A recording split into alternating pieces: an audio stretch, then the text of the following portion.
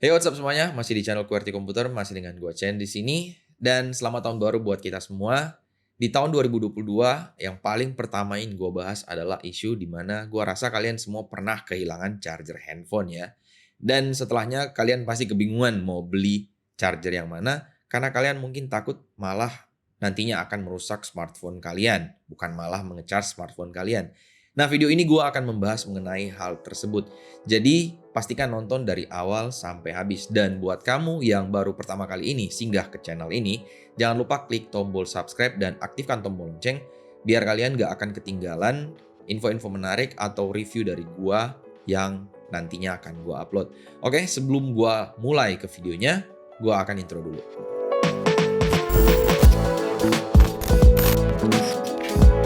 Oke, sebelum gue masuk ke pembahasan yang lebih dalam mengenai hal yang ingin gue bahas tadi, gue pengen jelasin dulu ke kalian mengenai beberapa istilah yang biasanya muncul di dalam packingan atau pada tulisan di charger smartphone ya, biar kalian nggak bingung waktu gue jelasin.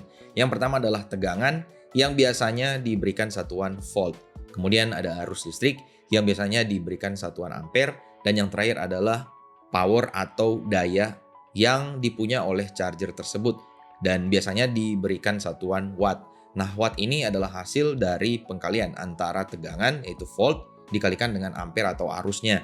Jadi watt adalah volt kali ampere. Kalau misalnya kalian siswa SMP mungkin harusnya tahu ini karena biasanya diajarin di SMP ya. Nah, setelah kalian tahu bagaimana hubungan antara volt, ampere, dan watt, gua akan masuk ke istilah berikutnya yaitu fast charging.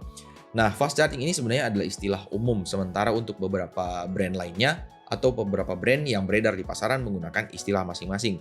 Seperti contoh untuk Qualcomm menggunakan istilah quick charge, untuk Xiaomi menggunakan istilah hypercharge, OnePlus dengan warp charge-nya, dan Huawei dengan istilah supercharge-nya. Tapi pada intinya semua ini hanya penamaan yang berbeda dari masing-masing brand, dan intinya adalah teknologi fast charging. Nah, kalau untuk fast charging sendiri, pada prinsipnya cara kerjanya adalah menyuplai tegangan pada smartphone yang lagi di-charge dengan tegangan yang maksimal di arus yang seharusnya. Kemudian arus atau tegangan maksimal ini diberikan pada smartphone pada status baterai 0% sampai 80% biasanya. Sedangkan untuk 20% sisanya ini akan mengalami penyesuaian sesuai dengan kebutuhan dari smartphone yang lagi di-charge. Bagaimana cara mengetahuinya ini?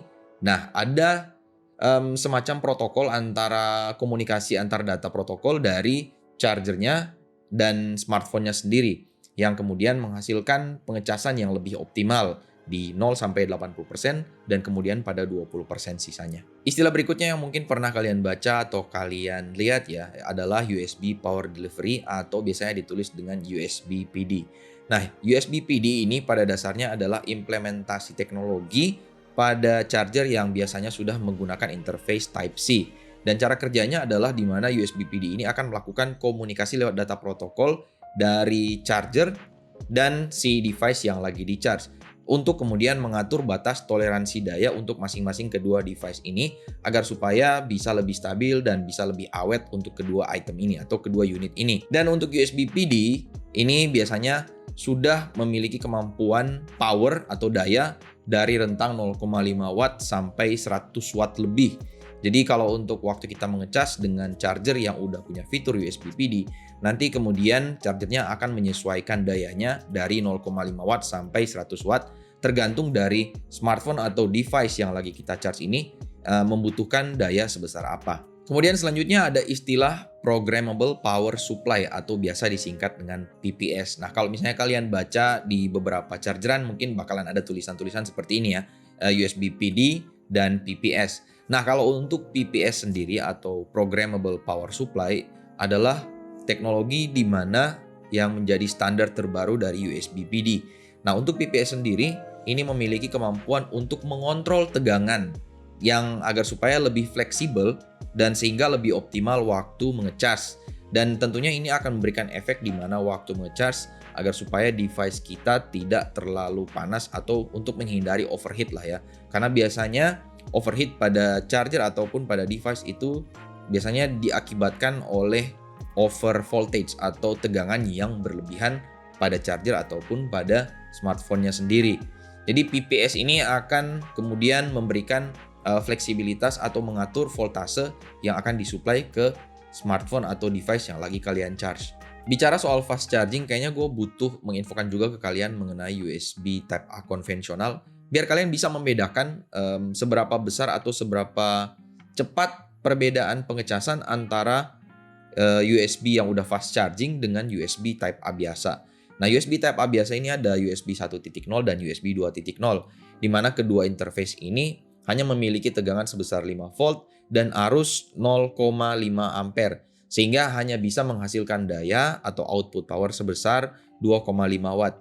Sementara untuk USB Type A dengan interface 3.0 biasanya memiliki tegangan 5 volt dan arus yang pada angka 0,5 ampere atau ada juga yang di angka 0,9 ampere, yang mana hanya bisa menghasilkan total output atau daya maksimal di angka 4,5 watt. Bedakan dengan charger fast charging yang udah punya fitur fast charging yang bisa menghasilkan output daya di angka 100 watt lebih. Ya, kalau sekarang udah ada yang 165 watt gue lihat. Jadi kalian bisa bedakan ya bagaimana perbedaan kecepatan waktu kalian ngecasnya nanti.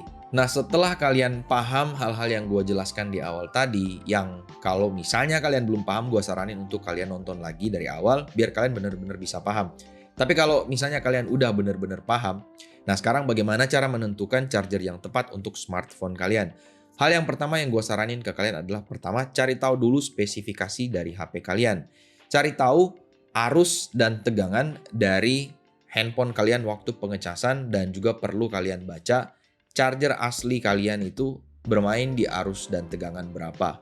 Kemudian bisa kalian sesuaikan dengan charger yang nanti kalian beli. Oke? Dan yang kedua adalah cari tahu spesifikasi dari kandidat charger yang akan kalian beli. Sesuaikan dengan charger awal yang biasanya kalian pakai sebelumnya. Kemudian cari tahu juga charger yang akan kalian beli ini punya output power atau output wattnya berapa, voltasenya berapa, ampernya berapa. Sesuaikan dengan spesifikasi HP kalian. Biasanya waktu pengecasan ada di tegangan dan arus berapa. Karena kalau misalnya nggak cocok bisa mengakibatkan overheat di smartphone kalian yang tadinya udah gue jelasin di belakang ya. Dan yang terakhir yang ingin gue saranin adalah cari brand terpercaya yang tentunya punya layanan garansi apabila charger yang kalian beli ini kemudian belum lama dipakai udah rusak.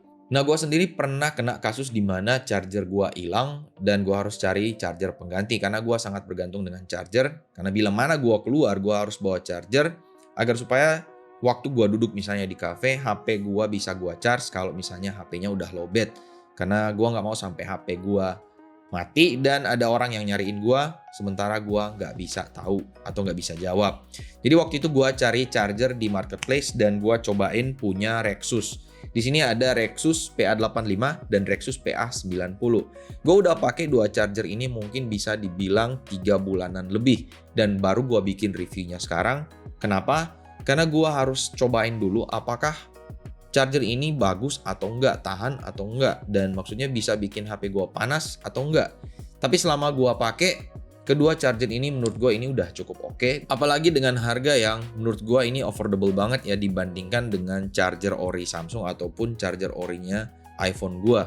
Untuk Rexus PA85 saat ini di marketplace dijual dengan harga 89.000, sementara untuk Rexus PA90 ini dijual dengan harga 109.000. Nah, kenapa beda? Karena memiliki spesifikasi yang berbeda. Yang pertama untuk PA90 dulu. PA90 ini cuma memiliki memang satu colokan aja yaitu USB Type-C. Tapi kalau misalnya kalian pakai di handphone yang nggak pakai USB Type-C, kalian bisa cari kabel dengan colokan yang sebelahnya USB Type-C, yang sebelahnya lagi colokan atau interface yang sesuai dengan HP kalian. Jadi mungkin bisa USB Type A, bisa USB Type-C juga, atau mungkin bisa Lightning seperti iPhone ya misalnya. Nah, kalau untuk PA90 ini memiliki power delivery output sebesar 5 volt 3 ampere dan 9 volt 2,77 ampere. Sementara untuk PPS outputnya ini bisa bermain fleksibel di angka tegangan 3,3 sampai 5,9 volt untuk arus 3 ampere. Kemudian bisa juga fleksibel atau bermain di tegangan 3,3 sampai 11 volt untuk arus 2,77 ampere. Nah, untuk total output daya pada Rexus PA90 ini adalah 25 watt ya. Jadi udah support fast charging tentunya karena udah bermain di angka 25 watt. Dan kemudian untuk Rexus PA85 ini punya dua colokan. Walaupun harganya lebih murah sedikit ya, 89.000, tapi untuk Rexus PA85 punya dua colokan, yaitu USB Type-C yang udah support PD atau power delivery 20 watt dan USB Type A yang udah support Quick Charge C3.0. Jadi ada dua lubang colokan, USB Type-C dan USB Type A.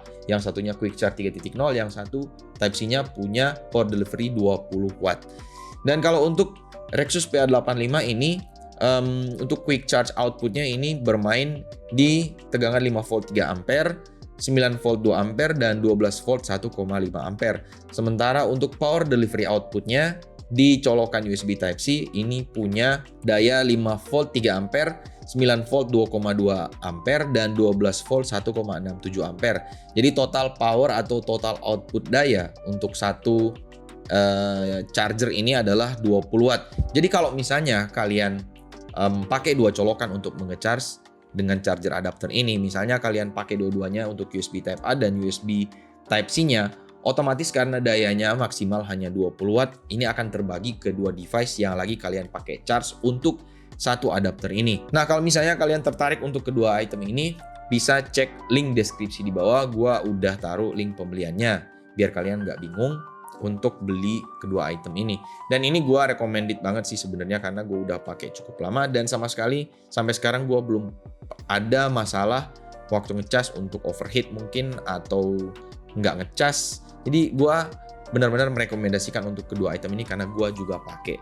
Oke, jadi gue harap video ini bisa memberikan pencerahan buat kalian bagaimana memilih charger yang tepat untuk smartphone kalian, atau bisa juga memberikan pemahaman untuk istilah-istilah yang digunakan pada charger adapter biar kalian nggak bingung ya. Dan kalau misalnya penjelasan gua kurang jelas di video ini, bisa kalian lempar di kolom komentar di bawah, nanti gua akan coba jawab sebisa gua. Atau mungkin juga kalian bisa join Discord server dari QWERTY Komputer biar gua bisa jawab dimanapun gue berada karena gue bisa buka lewat HP gue. Dan mungkin juga ya, jangan lupa join live stream dan agar supaya kita bisa interaksi lebih detail lagi atau mungkin lebih interaktif ya karena live streaming. Jadi aktifkan tombol lonceng biar kalian bisa tahu kalau misalnya gue lagi live streaming. Dan ya, buat kalian yang nonton video ini dari awal sampai habis, itu berarti video ini berguna buat kalian ya. Dan tentunya kalian suka video ini. Jadi jangan lupa klik tombol like-nya, subscribe juga kalau misalnya belum, dan aktifkan tombol lonceng biar kalian gak ketinggalan konten-konten dari gua yang akan datang. Dan oke, mungkin sampai di sini dulu video kali ini. Gua harap video ini bisa berguna buat kalian. Sampai jumpa di video akan datang. Thank you and bye.